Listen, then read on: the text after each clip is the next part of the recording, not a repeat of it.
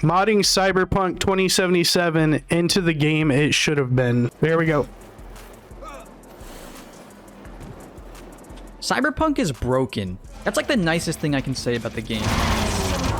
Oh shit. It's a game that had a mountain of hype, insane potential, and a ton of missed opportunities. And bugs. Today, I'm going to be attempting to mod Cyberpunk 2077 into the game it should have been. Okay, obviously that's not really possible to do with just mods, but let's see how close we can get. For this video, I'll be starting a new playthrough, and we are immediately greeted with one of the biggest lies of Cyberpunk. Life paths meaning anything.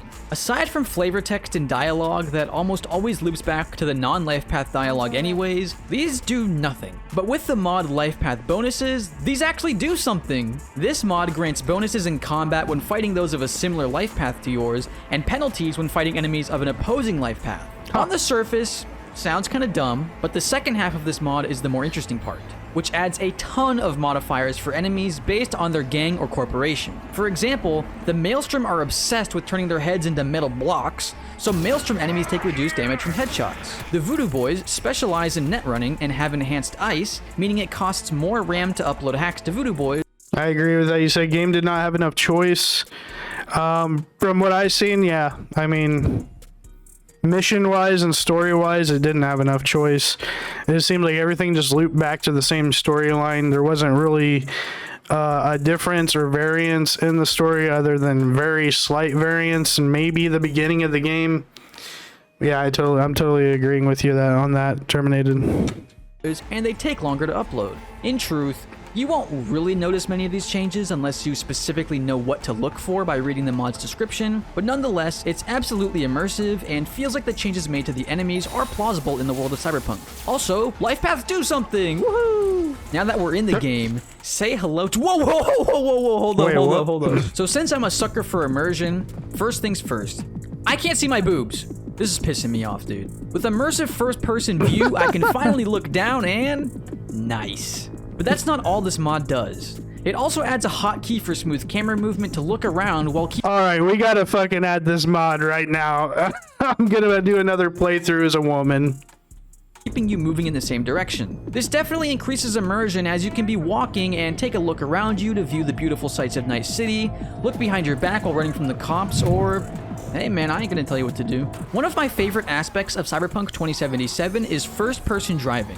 Ripping through the streets of Night City at breakneck speeds with the radio blasting as I ram into every car and wall conceivable is a feeling I can't get in any other game. Unfortunately, the first-person camera while driving is ass. With the mod, better vehicle— True, I can't drive the fucking car in first person.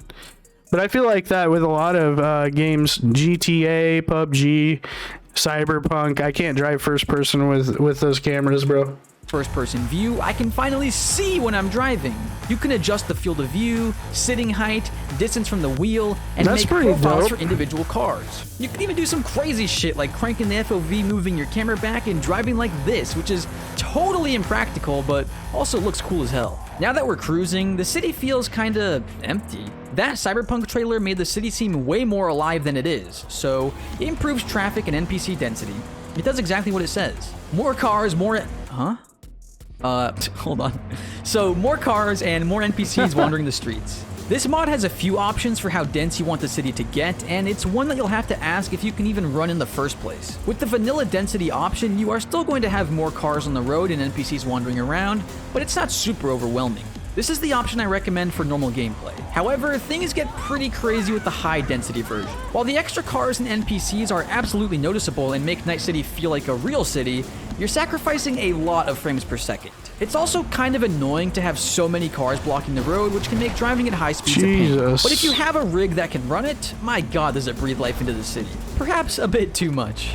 Oh shit, I just fucking flipped that dude. Holy shit.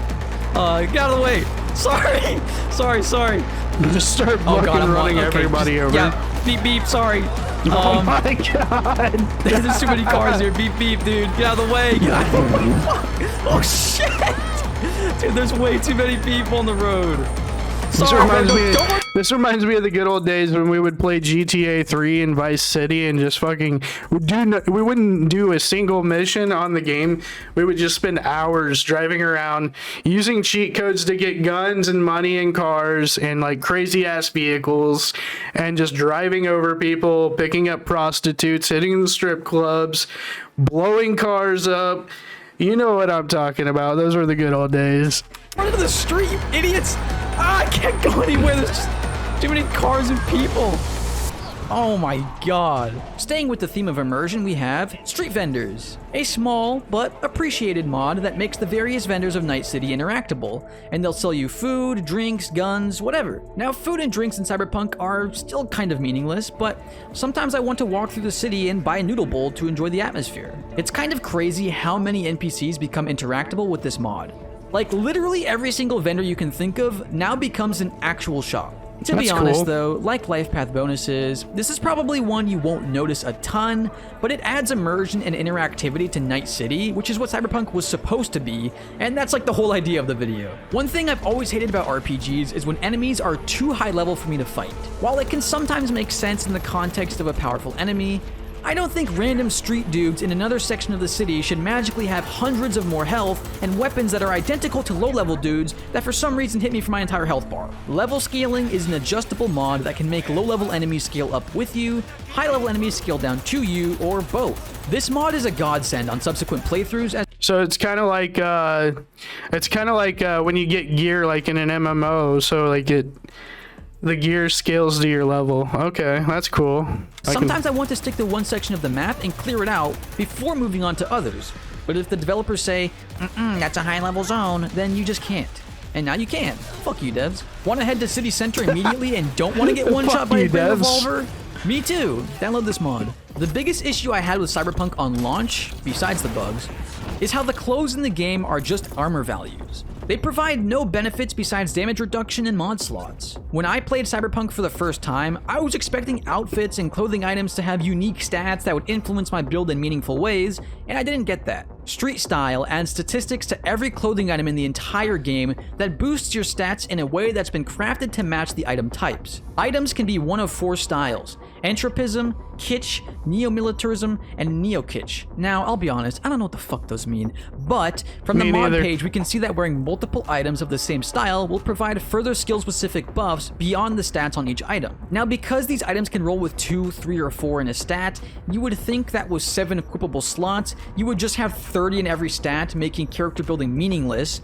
But the slightly confusing way this mod keeps balance is that it adds the value of each stat from all your items and then divides it by 7. This can be cool or stupid, depending on how much you care about min-maxing stats. There are also a lot of extra buffs for maximizing your stats, but I'll be honest, I mostly ignore the min-maxing and just try to find clothes that have high stats in the attributes I'm investing in and call it a day. This mod mostly just makes certain items you find more attractive than just their armor value and mod slots, and that's kind of the point. So our character is pretty built now. Immersion has been achieved, stats have been increased, I definitely didn't just load a previous save. It's time to do something with our eddies. Remember David's mansion from Edge Runners? The one that only shows up as a cosmetic for one of Cyberpunk's endings and isn't purchasable in normal gameplay? Yep, we're buying it. Edge Runner Mansion adds the Edge Runner Mansion for sale. So you can live out your David from Edge Runner's fantasy or just appreciate a beautiful view of Night City in a luxury high-rise mansion. I'll be honest, I love just looking around at the city and appreciating the beauty of this game, and you can't get a better view than from up here. The main issue is that this mansion is only accessible from a rinky-dink elevator at ground floor with no parking spots or anything. And that leads us to the the fucking the video clip right there. Where is it? This game, and you can't get a better view than from up here. The main issue is that this mansion is only accessible from a rinky-dink elevator at ground floor. It looks like somebody just eating ass right here. The video above the elevator. With no parking spots or anything. And that leads us to the final mod. Yeah, you've probably seen this mod already, but how can I not include it? Let There Be Flight adds flying to literally every car in Cyberpunk. With the push of a button, you can transform your car. Was this already in the game with flying? I don't think it was. I have not been able to do this yet. car from drive mode to flight mode and finally take to the skies. The controls are kind of insane. Your car can also reach ludicrous speeds that are uncontrollable, and turning is a nightmare and a half. Right. But fuck it, man, we're flying in Cyberpunk, and This that's is pretty badass. sweet. There are a ton of options to change how flying feels, but I'm not a fucking NASA pilot. I don't know what any of this means. However, we can now fly up to our mansion, land our car on the helipad, and truly roleplay a lunatic cyber psycho with eddies to burn, which is what Cyberpunk 2077 should have been. Thanks for watching. That was pretty dope. That was pretty dope. I definitely agree with every mod that he discussed today, making the game better and what it should have been. Hey guys, if you liked the video, make sure you head over to the page, hit that like button, scroll over, smash that subscribe, and hit that bell icon to get notified for future video drops, and I will see you guys on the next one. Thanks for watching.